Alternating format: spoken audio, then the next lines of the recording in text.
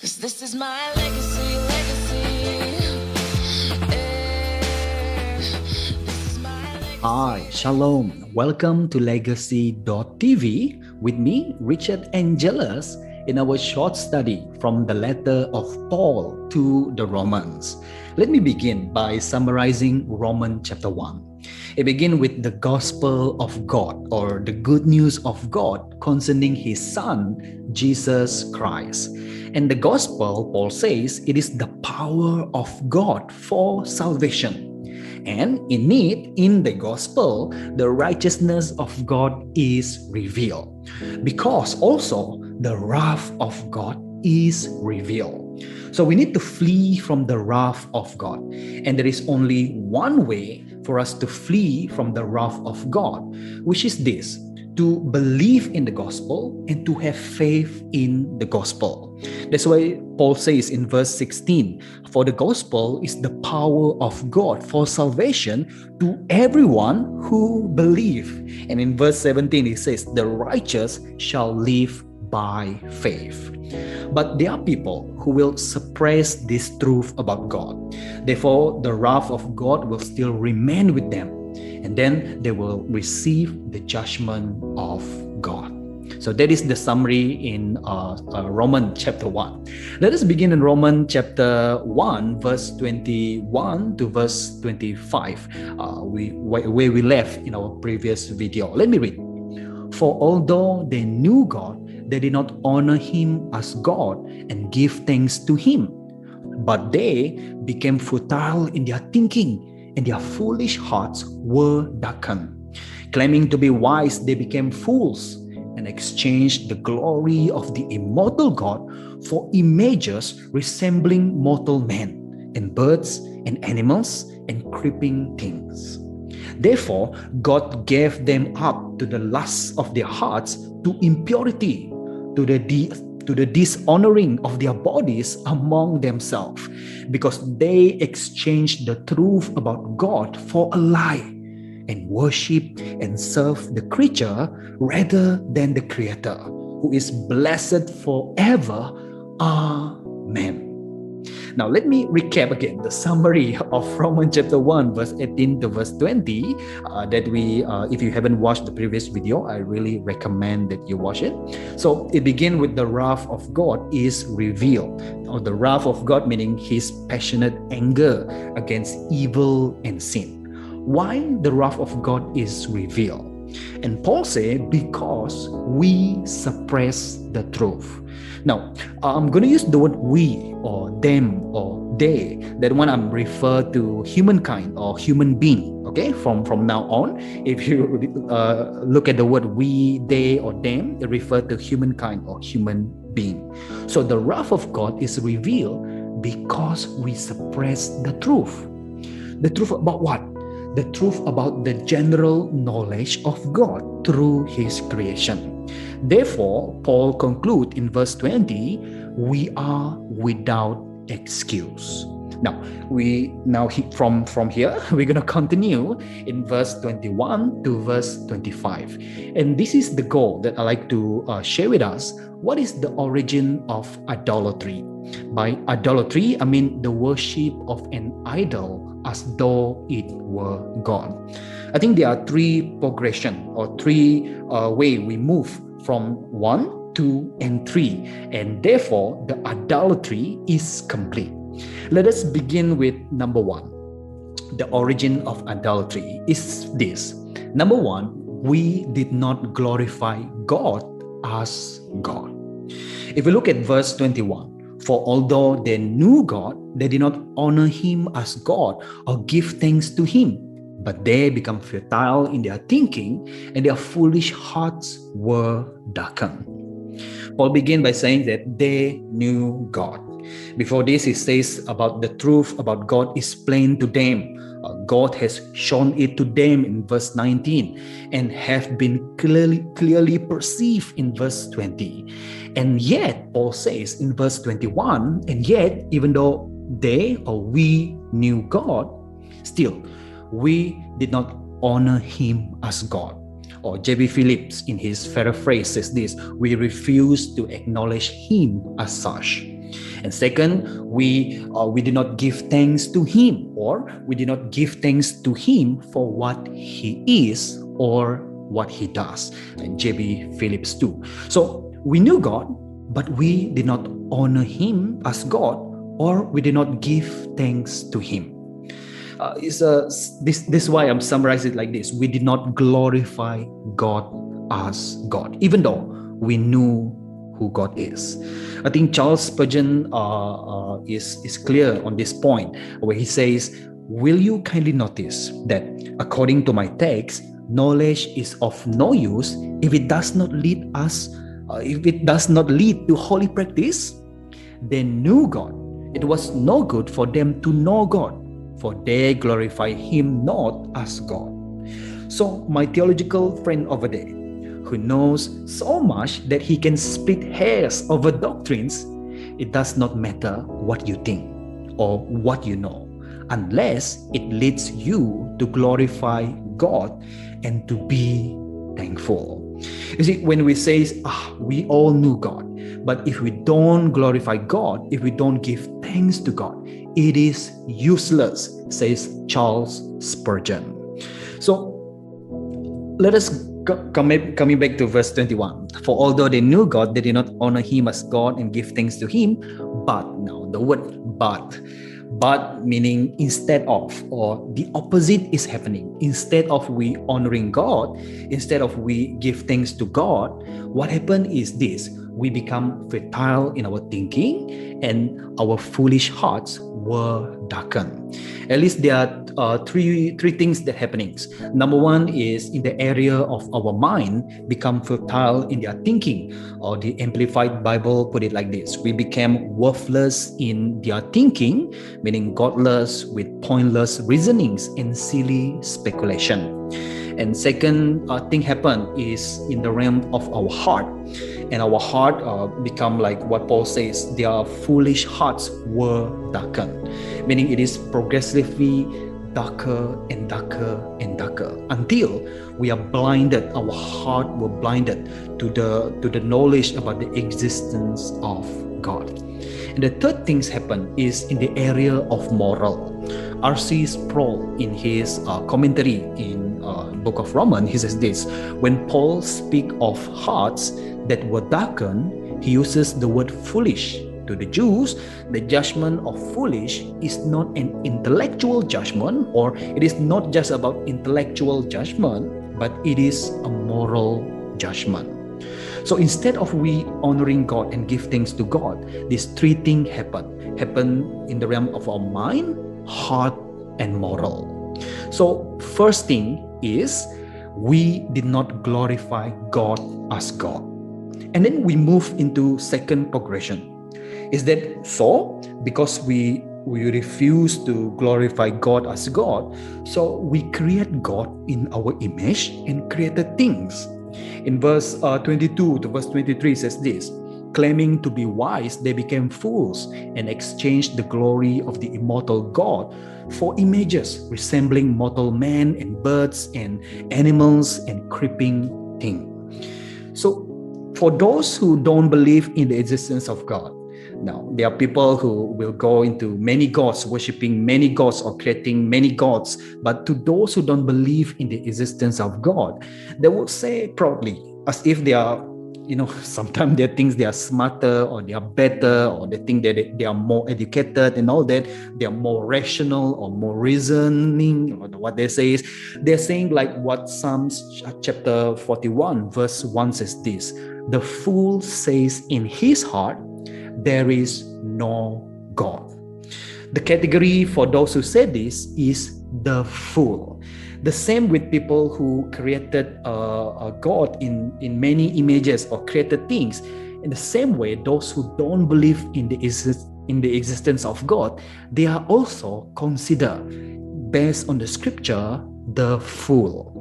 So for those who are also created God in their image or in the created things, based on the created things, the truth is this: they're claiming to be wise. Even those who don't believe in God or those who believe in many gods, they're claiming to be wise, but actually, Paul says, they became fools.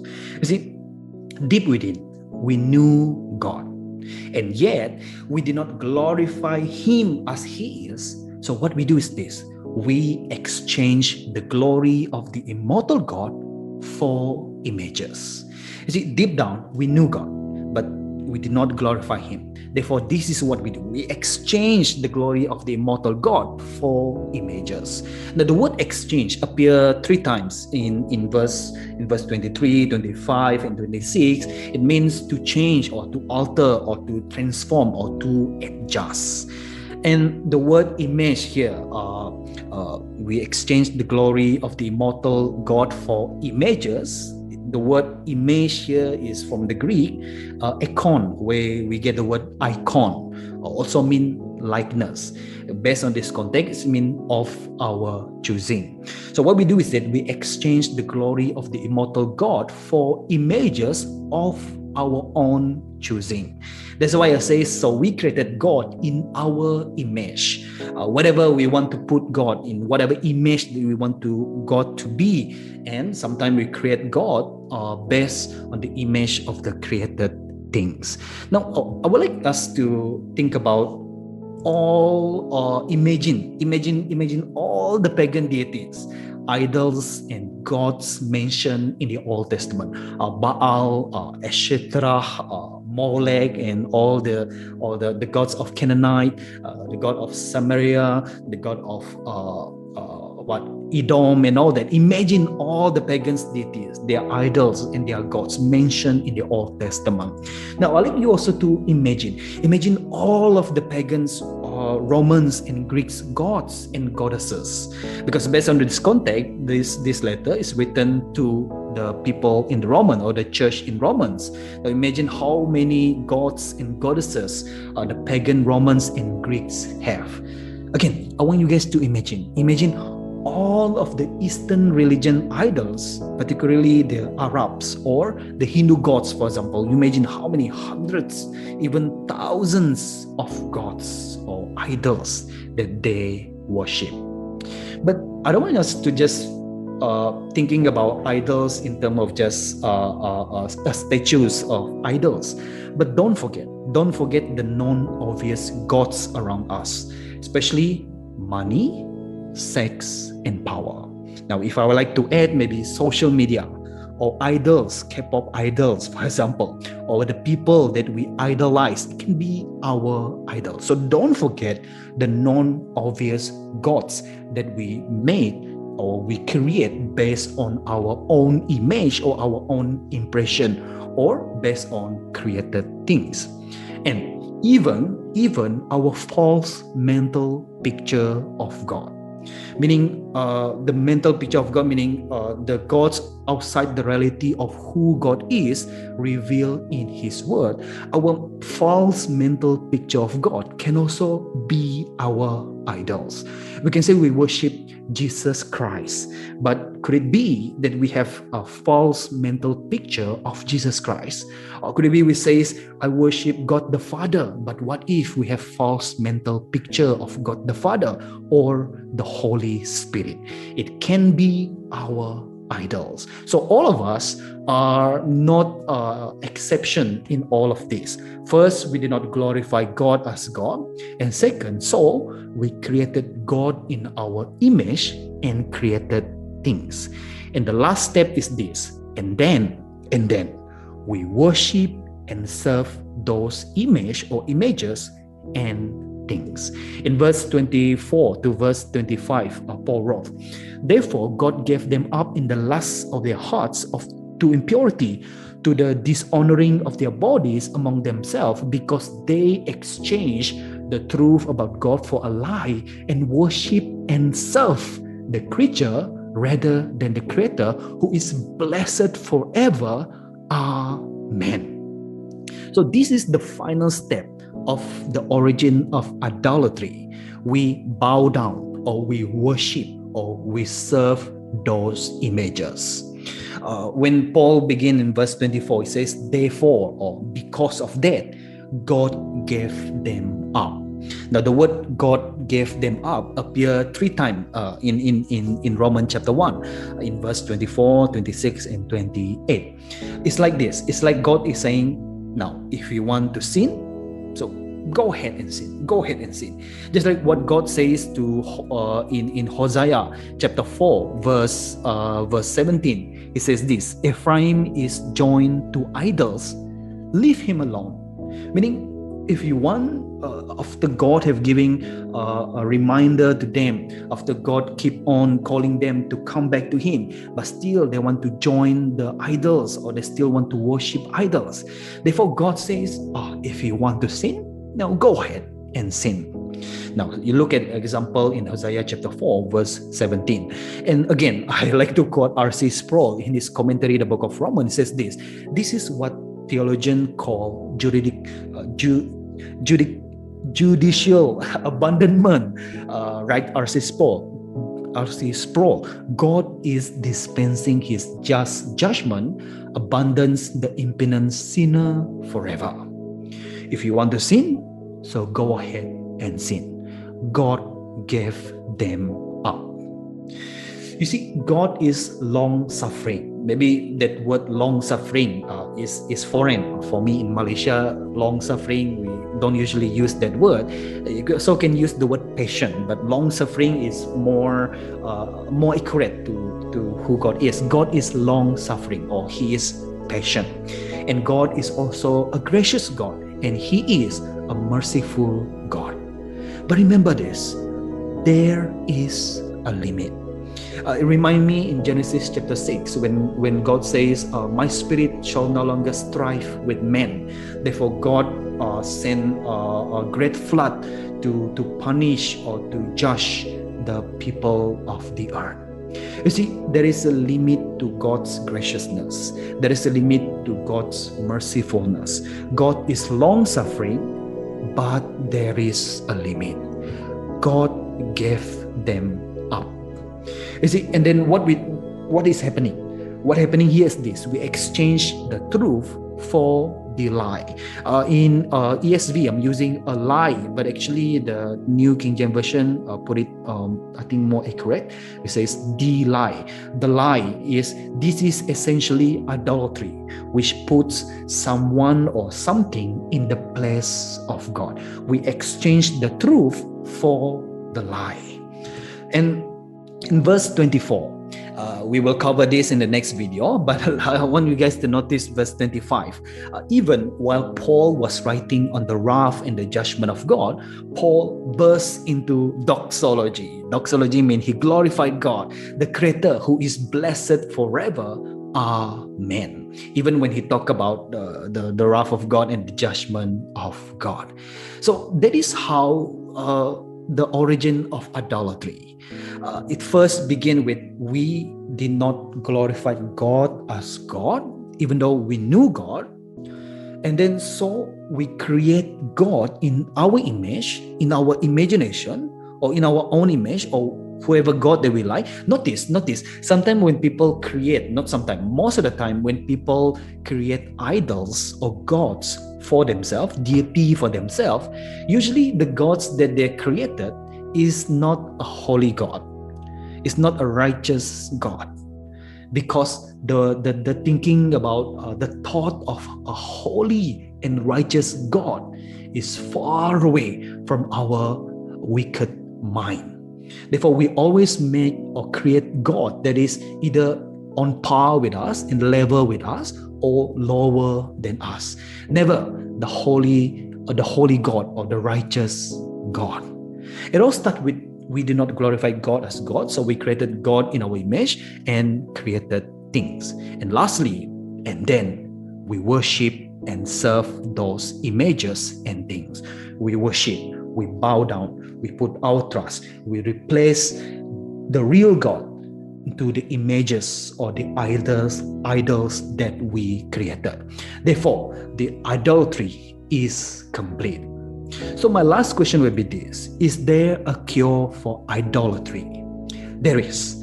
We don't need to wait for Romans chapter 16 to complete to answer this question. There is a cure for idolatry, which is this: none other than the gospel of God, the good news of God concerning His Son, Jesus Christ. By knowing the gospel, by knowing the good news that Paul has mentioned previously in chapter 1, we, through the gospel, we can know who God is. We don't need to imagine who God is. When we know who God is, we can glorify Him as He is. And through the gospel, we can know what He is like. And through the gospel, we can know what He does. When we know the real gospel that is mentioned, that is Paul sharing in Romans chapter 1, at the beginning of Romans chapter 1, when we really know the gospel, it is real. It is the cure for idolatry, because we don't want to bow down to the false images of God. When we knew the gospel through Jesus Christ, His Son, we can know who God is, what is He like, what He does. The cure for idolatry is none other than the gospel of God. Verse 16 to verse 17 says, "For salvation come to everyone who believe, and the righteous shall live by faith." I'd like to call you to believe in the gospel of God through Jesus Christ, and I would like to call you to have faith in the real gospel of God concerning His Son, Jesus Christ. Amen. Until we meet again in the next video. Shalom.